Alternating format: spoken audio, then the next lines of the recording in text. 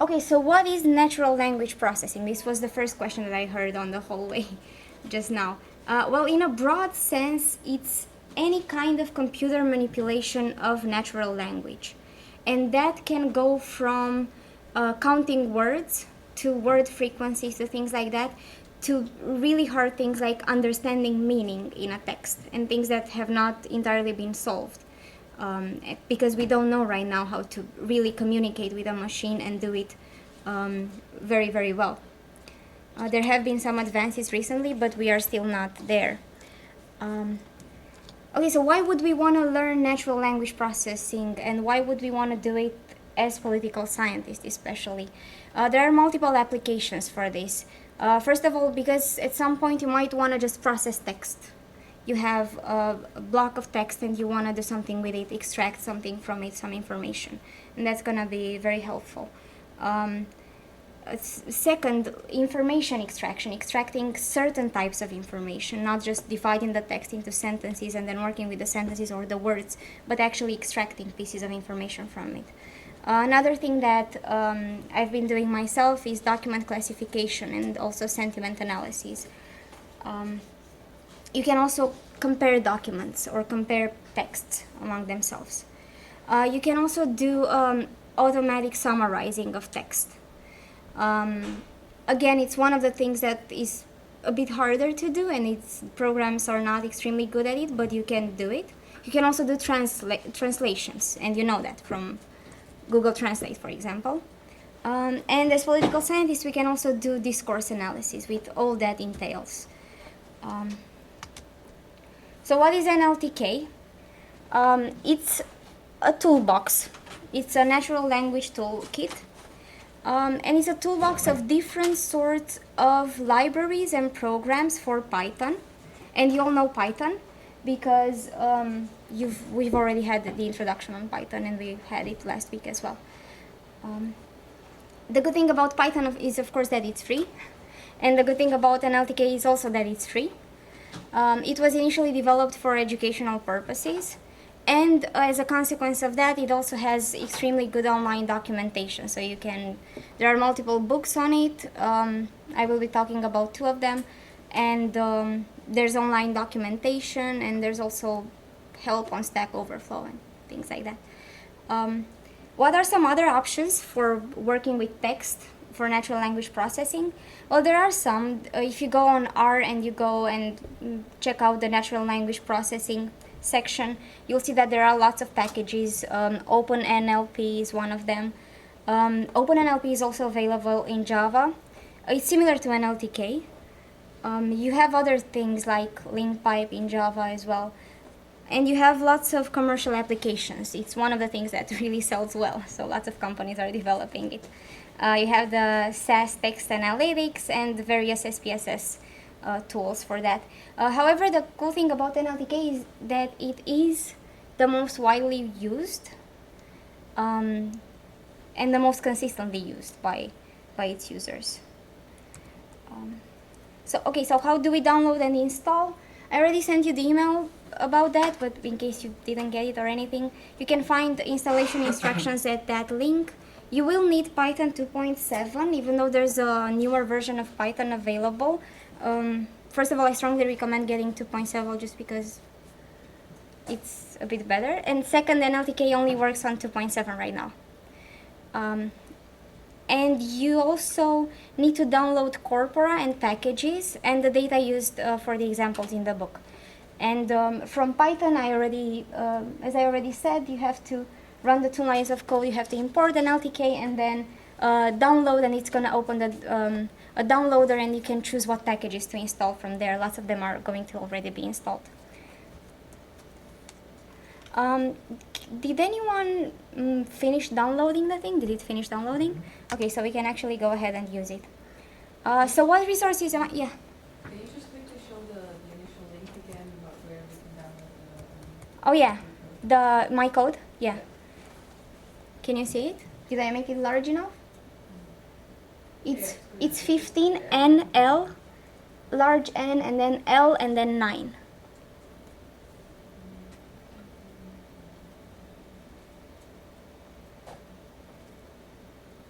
Does it work? I think so, yeah. Okay. Just like Okay, so what resources I'm going to use? Most of what I'm going to show you is based on the textbook for NLTK, which is Natural Language Processing with Python. The textbook is free and it's available online.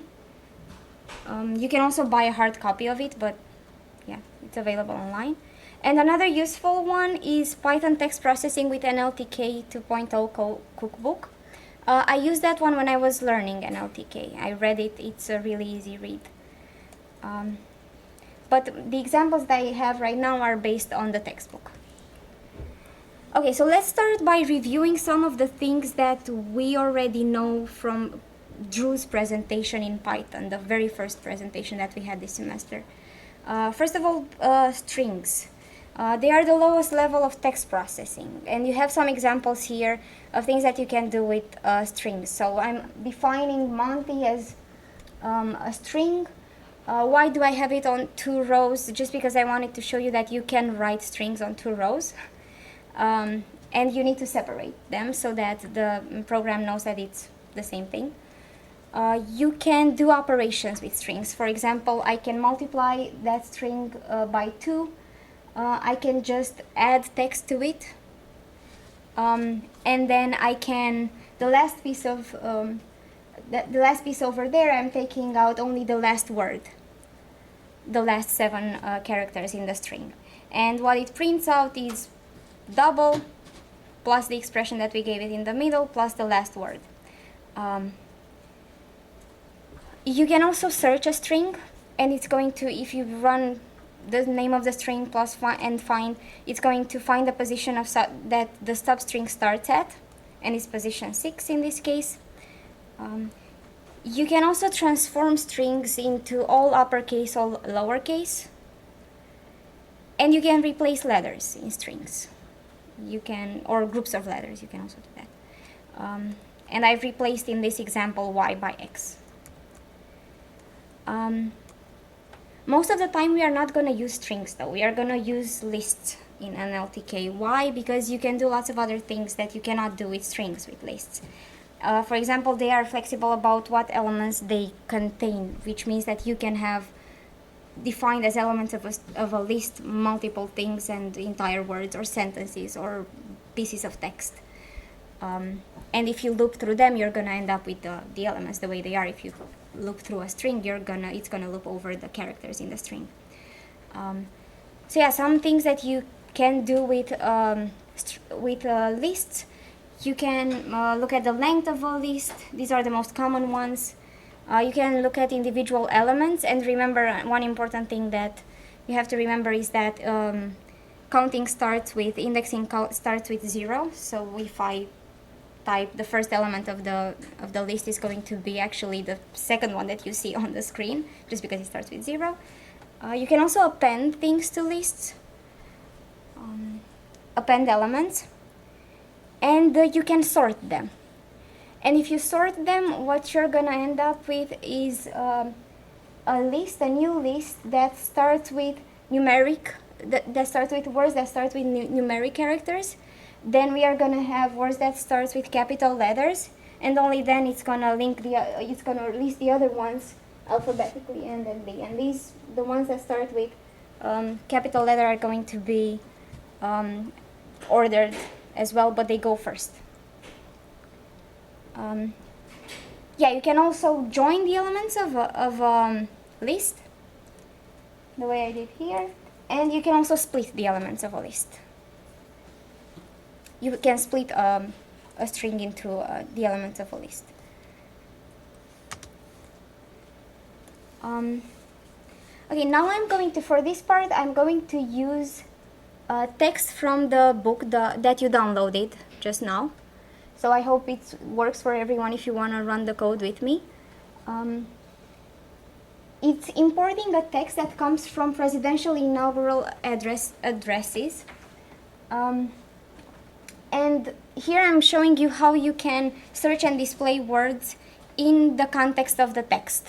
And for instance, if I'm searching for the word vote, and I want to display it in context, it's going to have 8 matches, and I'm only showing you the first 3 of them here, and you can see the word inside sentences in the text. Another thing that you can do with this text is you can look at words that appear in similar contexts that the word vote appeared in.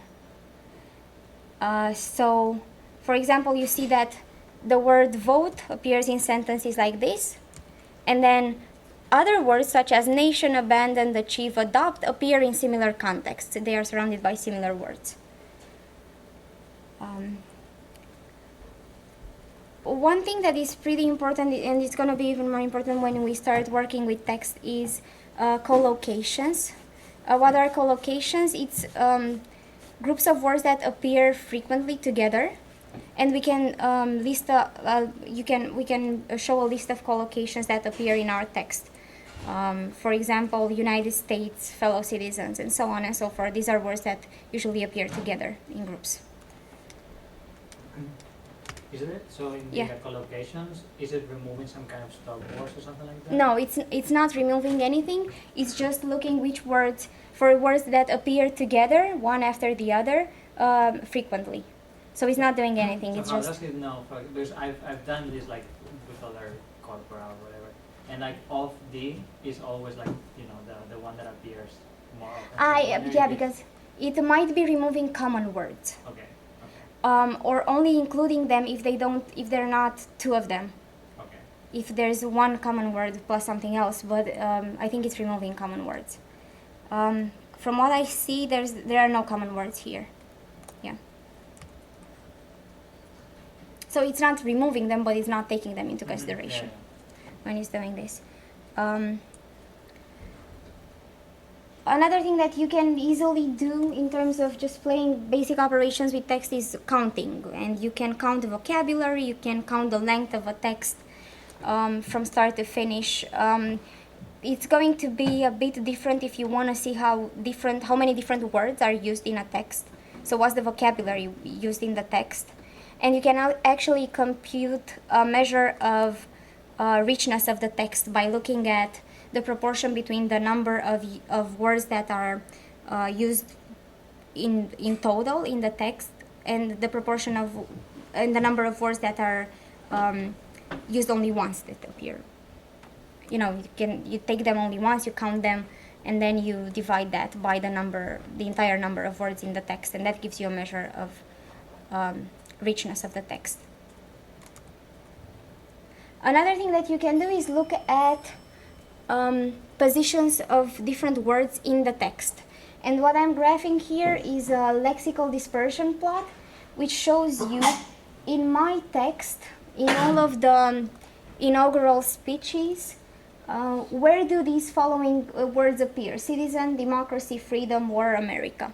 And this is sorted because each, so you have the speeches, which are ordered over time, and you can see where America appears a long time, more often, and it's going to be here towards more recent times. You can see where war appears, and it's more densely used. You can actually look at if I would have plotted this against time, you would have seen different times in which war was used more often than others. But citizens is a pretty common word, and it is also used consistently over all the text. Democracy is pretty, I was thinking that democracy would be used more often, but it's not actually used that often. Yeah, and freedom, this is interesting that freedom appears here a lot towards the end. Of course, there are more systematic ways of doing this. Another pretty cute thing that you can do using NLTK is look at text that is generated in a certain style and then have NLTK generate random text in a similar style. And I did that, and if you read it, it's really, really funny. And this is, I haven't tried to get it like this, to get it to sound good or something. It's just the first thing that popped up out of NLTK. And I really like this, the last sentence, destructive words ensued, which has always worked perfectly. Yeah. Well, That's, this is like the constructivist, postmodern random text generator, right? yeah. Yeah. It's pretty cool. Um, I was. I mean, you can if you read that, and if you read, I did it also with a text from the Bible, and that one looked exactly like it was coming from the Bible. It was, but this one is pretty close as well. If you do it with news, though, it's not going to be so good, and you can imagine why, because there aren't. First of all, the richness of the vocabulary is larger, and then news sometimes use short phrases, and it's not going to have a lot of context around it. And by the end of the presentation, you'll actually be able to figure out how the program did this, if you don't know already. Okay, what can we do with elements of a list? I remember Drew speaking about list comprehension. And here, for example, I'm looking at the length of a list that includes words in lowercase and which are longer than 5 characters in my text. And you can see how many they are. It's going to give you a number. And you do that in only one line of text.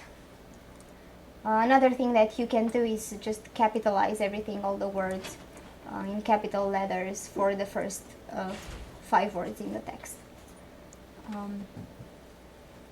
Another brief review of loops and conditions.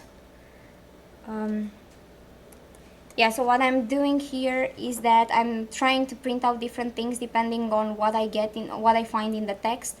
So for example, if the word is shorter than 5 characters and it ends with E, I'm going to print is short and ends with E.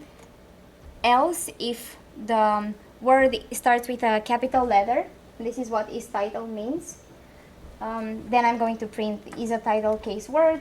And else, if none of the other conditions are met, I'm going to print word, this is just another word. And you can try to do this in the program and you'll see what it gives you. Okay, going back to NLTK.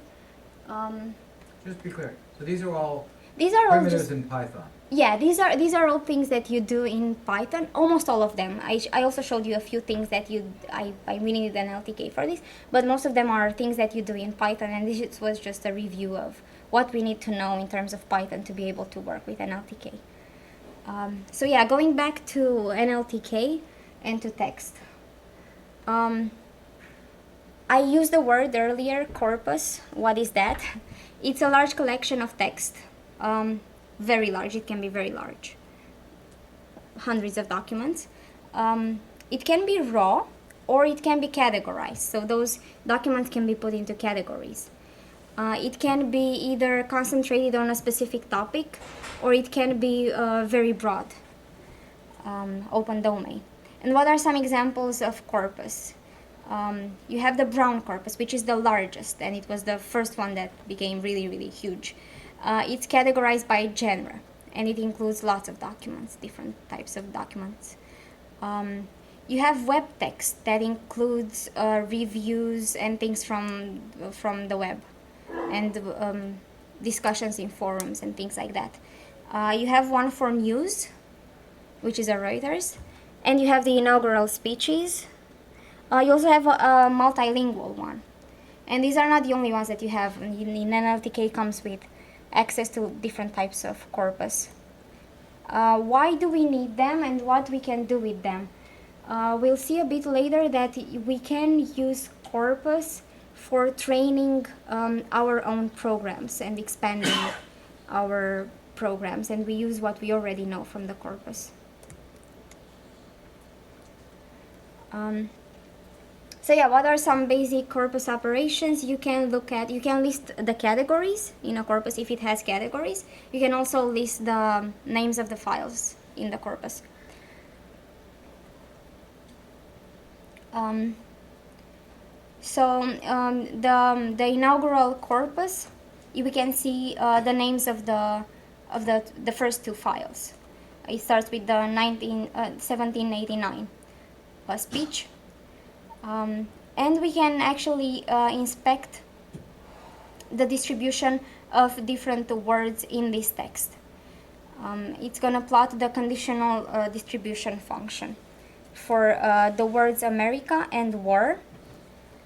And another condition that I have here is, well, I'm starting with lowercase. We are lowercasing the words in the text, and then we are only using those. And also, I'm looking at words that start with these two words. So you can also have American and things like that. And this is what the graph looks like. And this actually, I put the years down there. You can see the evolution of the terms over time.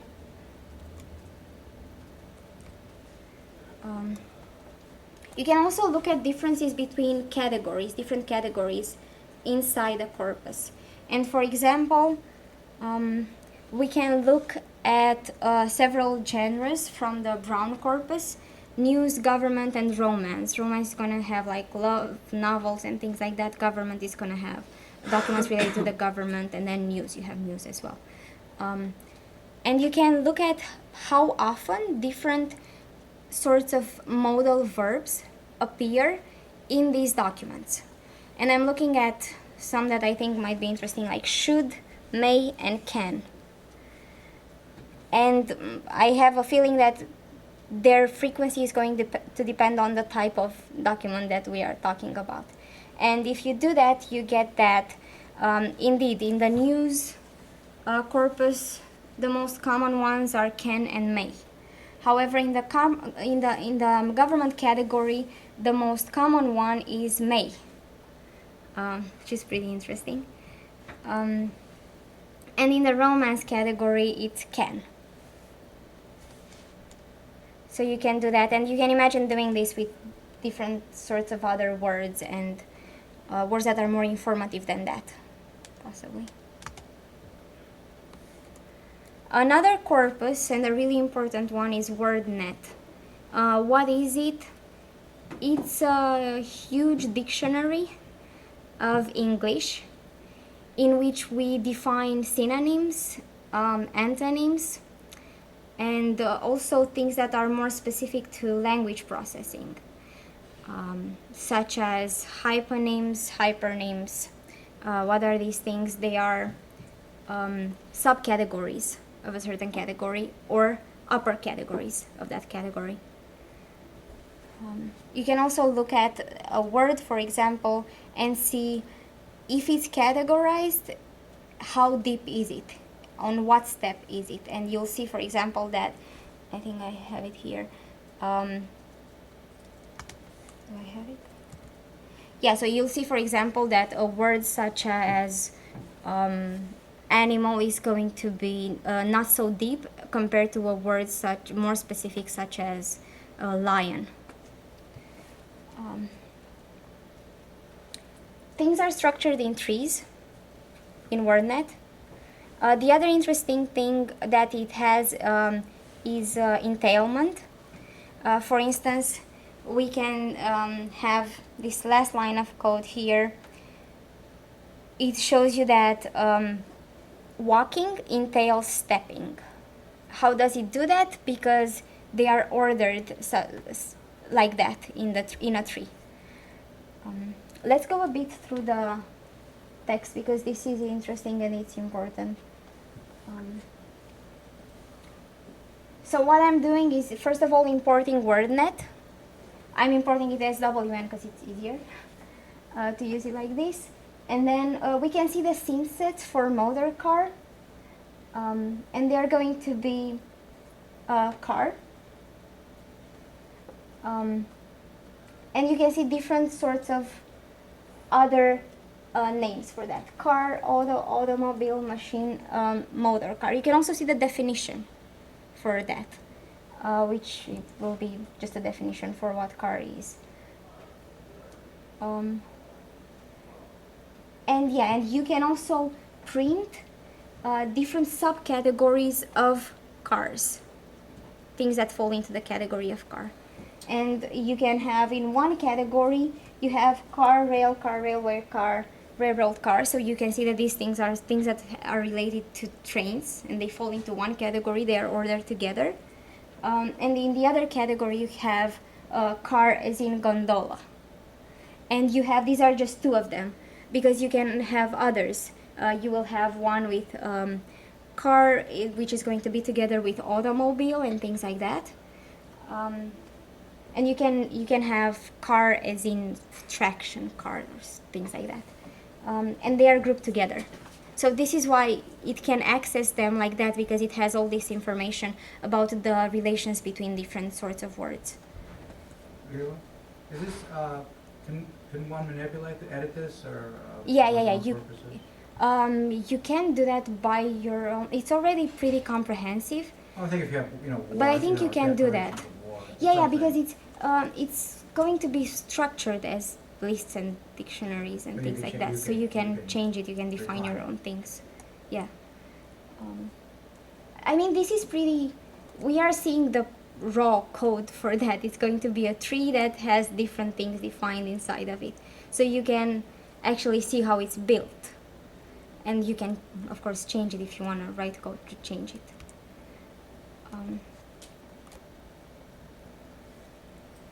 Another thing that we can do, but I mean, I'm sure that NLTK is not the best program out there for doing this, but you can do it if you want to use it, is get text out of HTML. And it does that through URL open, and you can actually clean the text. It has a function that cleans text for you. It's not extremely good. If you, for example, what does it do? Let's say you want to open a file, and that's just a BBC article about planets and what is the smallest planet around. And we can read that.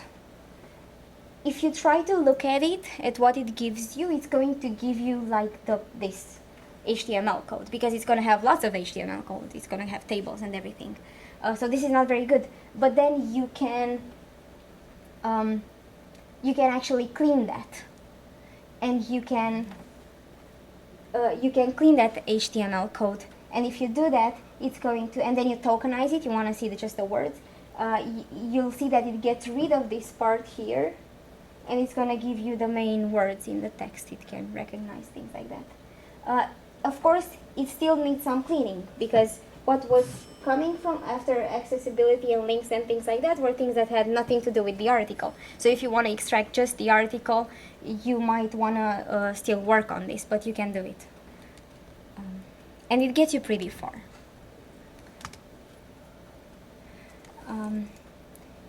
And of course, you can insert your own data. You can use it to input your data, which is not going to be very, it's not going to get you very far. And you can also use it on your own files, on your disk. And this might be pretty obvious for you guys, because you probably saw this, but I thought it would be good to have it there. How do you open a file? How do you import your own file in Python? And what I have here is, oh yeah, that's, Pablo was smiling, yeah, because we were RAing for the same project where we used the manifestos, and what I'm working with is manifesto data from UK. Yeah, and you can actually open that. Another interesting thing here that I forgot to mention is that when you open files and you start using them, you might wanna check out the section in the book about the format of the file, because it depends a lot in which format it is originally. You want to have it in Unicode. Why do you want to have it in Unicode? Because Unicode understands everything and it knows everything, so you can do everything with it. But you might not have it in Unicode, and you might want to try to figure out how to get it in Unicode and back, if you want to get it back. Okay, another thing that you can do is import your own collection of file as corpus. And why would you want to do that? Because you can do operations on corpus. It has predefined operations. So if you define your files as a corpus, then there are some things that are already predefined that you can use. So for example, what I'm doing is I'm going through the rest of the files. You can see the file IDs, for example, in my folder, which was something that we saw previously for data that was coming from one of the big corpora out there. And I can also look at the words in my corpus for a certain file ID. So I already have those functions. Okay, I'm not going to go through regular expressions, but you have to know that if you want to do things in Python and things in NLTK, you should know some basic things about regular expressions and how you can use them to do what you want to do. If you want to test yourself, I have an exercise here at the end. Count the vowels in the string supercalifragilisticexpialidocious. And you would be like you. No, don't do that. You should count them with Python. Okay, another thing that we can do, and that is going to get us started on doing more complicated things. You have your text. Let's say you have raw text. The first thing that you do with it is you tokenize it. Oops. And what does it mean to tokenize? You divide it into words, let's say, although tokens are not always going to be words. Tokens can be, for example, commas and punctuation and things like that. You can decide how to tokenize your text, and there are multiple ways of doing that. And one of the most important decisions that you will need to take is how are you going to treat punctuation? Are you going to have it included with the words, as in you have a sentence and then you have the end of sentence and then the sentence character? Are you going to include that with a word or treat it separately? And you can see that if you want to do complicated things with your text, these decisions are going to be important. The basic tokenizer treats punctuation separately. It's not including it with words, which you can imagine makes sense because you want to be able to compare the words, and if you want to be able to do that, a word that is at the end of a sentence should be comparable to another word that is in the middle of the sentence, so you don't want to have a punctuation mark there that is going to confuse things. But yeah, again, you can choose how to do this. You can also use a regular expression tokenizer. It's pretty good, and you can decide what pattern you're going to use for your punctuation. And I actually used something similar when I was, again, working with the manifestos data. We were trying to divide them not into words but into sentences, and the thing that was coming right out of the regular tokenizer in NLTK was not very good. It wasn't very good for us because we had lots of unusual characters that were end of line or were not end of line.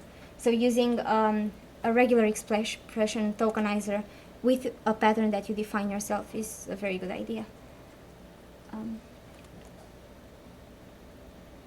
Oh yeah, and another thing that of course you should do when you have a large project and you want to make sure that you're doing things correctly is that you test your tokenized text against so you're defining your own tokenizer, and you want to test that. How good is it? You have to test it against text that has already been tokenized by someone else, and you know that it's properly tokenized the way you want it to be. Oh yeah, so after we tokenize the text, the next thing that we do is we normalize tokens. And what does that mean? We just remove uppercase and capital letters. Again, another important decision is do you want to do that? And it depends on the project if you want to do that, because it might, for some things, it might make sense to keep things in uppercase if that's going to make a difference for what you're interested in. Okay, the next thing is stemming. So what do you do when you do stemming? You take out end of word terminations, like beautifully, you take out a y, or other sorts of affixes at the end of the words, and you are gonna end up with like the root of the word. There are at least two stemmers that I know of, Porter and Lancaster. And if you look at an example, I had an example in the book, had some text from a novel or something like that. And you compare the two stemmers, they are going to give you different stems for different words. For example, lying, one of them, the Porter one, is going to turn it into lie. The other one is not going to do anything with it. For another one, women, one of them is going to turn it into woman, and the other one is going to turn it into womb.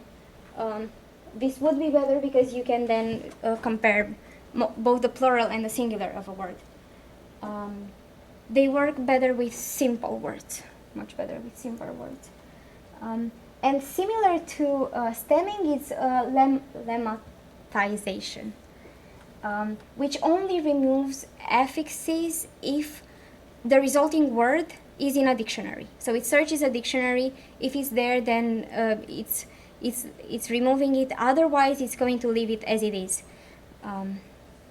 So for example, what's going to do to the two words that we had, for lying, it's going to leave it as it is, and for woman, it's going to turn it into women. It's going to turn it into woman.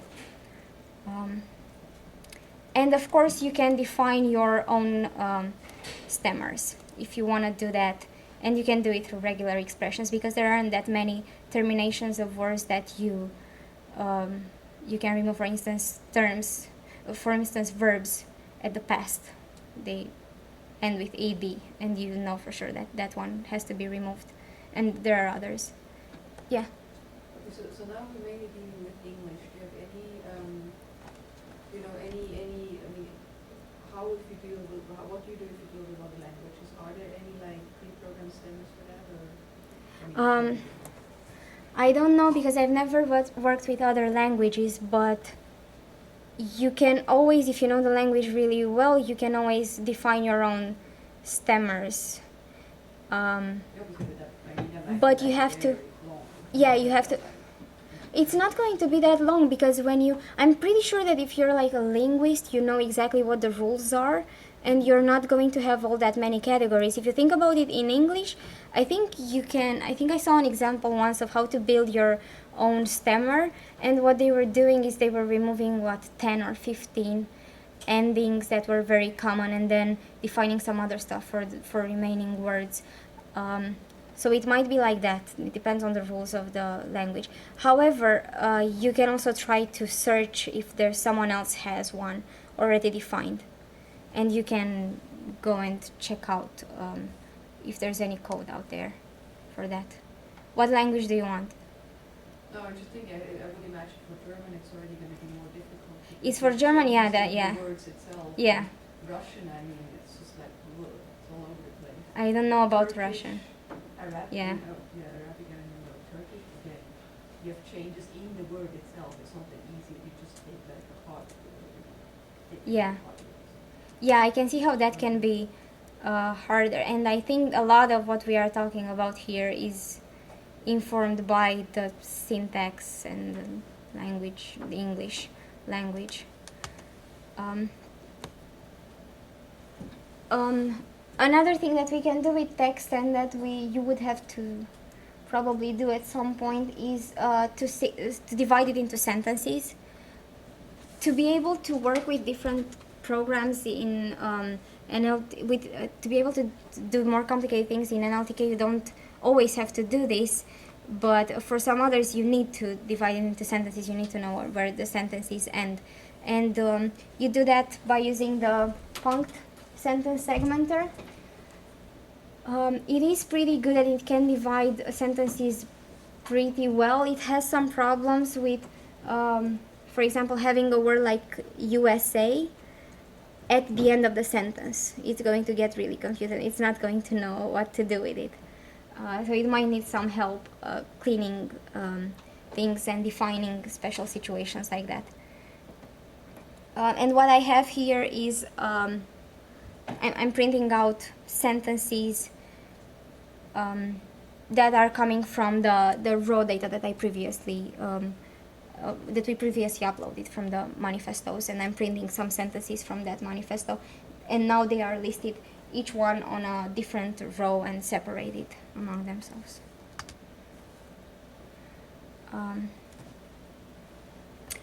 And yes, as you were mentioning, one problem with word segmentation is that in some cases there are no visual representations that are going to help us with that.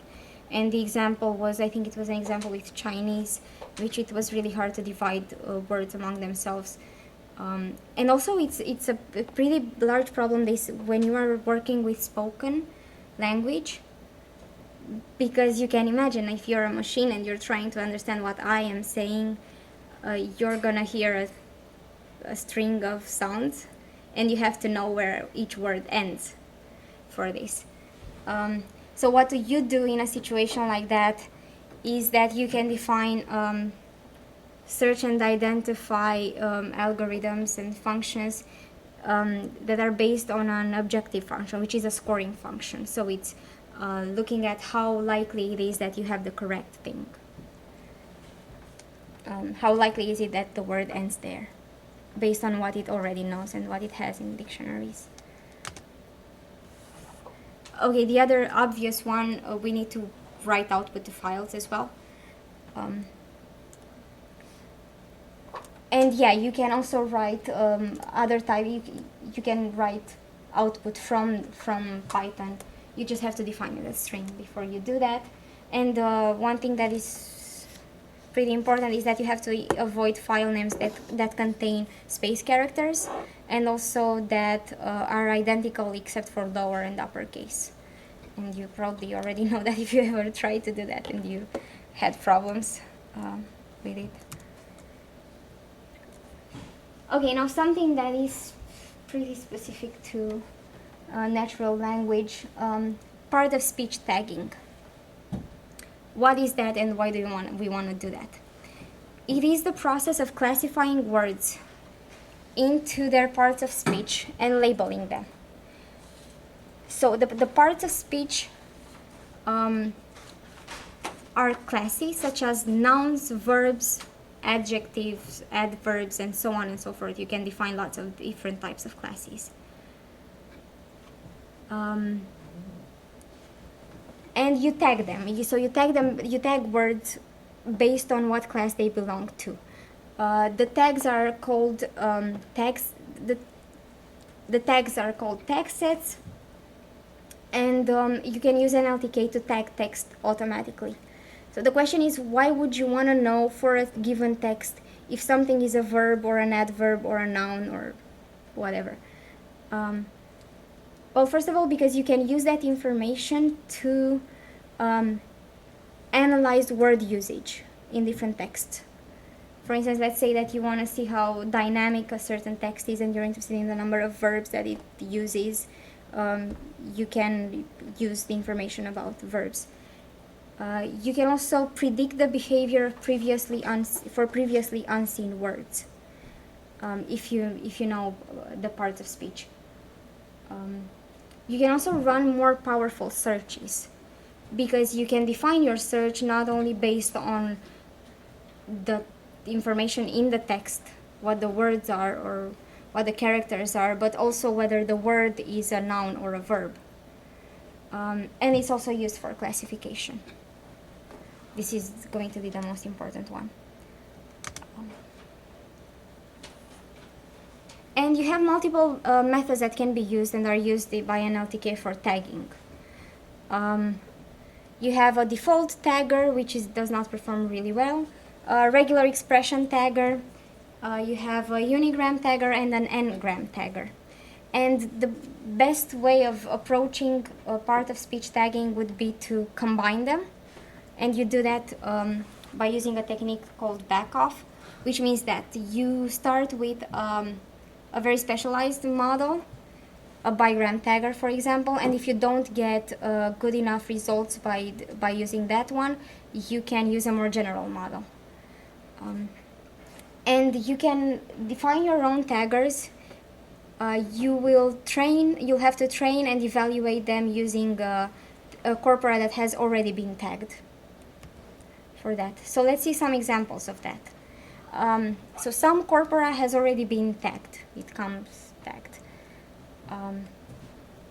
So for instance, the brown corpus, the words are tagged, and you can see the first words. You'll have a natural, a noun, a Fulton. You have the, which is like a preposition. And let's see an example in which we define the sentence and some simple tags. For instance, if our sentence is and now for something completely different, then and is going to be a conjunction, defined as a conjunction. For is going to be a preposition, and something is going to be a noun, and so on and so forth. And there's a list of what these things mean in NLTK. You can have lots of other taggers. For instance, there is one for foreign terms, and you'll have two letters that define the tense of a verb. One for determiners that starts with WH, which, where, so on and so forth. And let's see how NLTK performs with an example that is harder to solve, in which we have words that are can be both nouns and verbs. And for example, they refuse to permit us to obtain the refuse permit. It's tricky, and you might think, oh, this is impossible, it's not going to be able to do that. But actually, when you look at it, it correctly identifies refuse first time as a verb, and then as a noun, the second time as a noun. And for permit and permit, again, it's first time it's a verb, then it's a noun. So it correctly defines them. How does it do that? It does that by taking the context of the sentence into account.